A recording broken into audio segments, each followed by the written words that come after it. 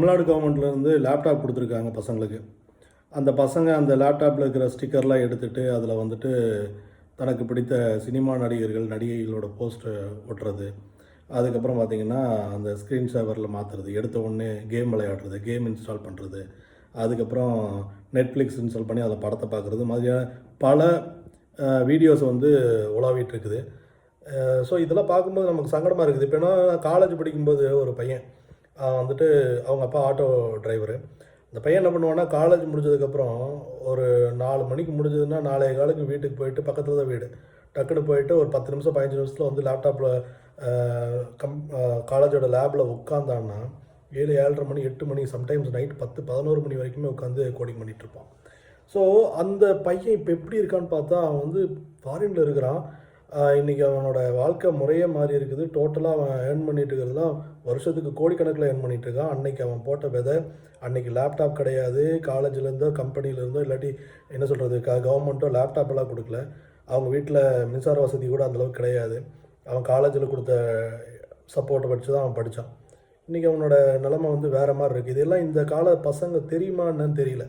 So கவர்மெண்ட்டுமே இதுக்கு வந்து ஒரு ஸ்ட்ரிக்ட் ஆக்ஷன் எடுக்கணும்.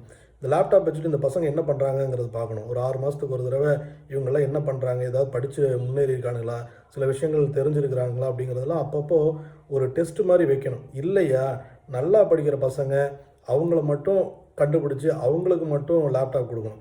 இந்த மாதிரி சினிமா நடிகனுக்கு ரசிகர் மன்றம் வச்சுட்டு இருக்கிறவனுங்க, அரசியலில் ஈடுபாடு இருக்கிறவனுங்க எல்லாம் வந்து இனம் கண்டு அவங்களுக்கு வந்து லேப்டாப்லாம் கொடுக்கக்கூடாது. ஸோ இதுதான் வந்து கரெக்டாக இருக்குன்னு தோணுது இவங்க பண்ணுறதெல்லாம் பார்க்கும்போது. ஸோ படிக்கிறவங்களும் இருக்கிறாங்க, இந்த லேப்டாப்பை வச்சுட்டு படித்தவங்க எத்தனையோ பேர் இருக்காங்க, ஐஏஎஸ் ஐபிஎஸ் எக்ஸாம்ஸ் பாஸ் பண்ணுறவங்க இருக்கிறாங்க.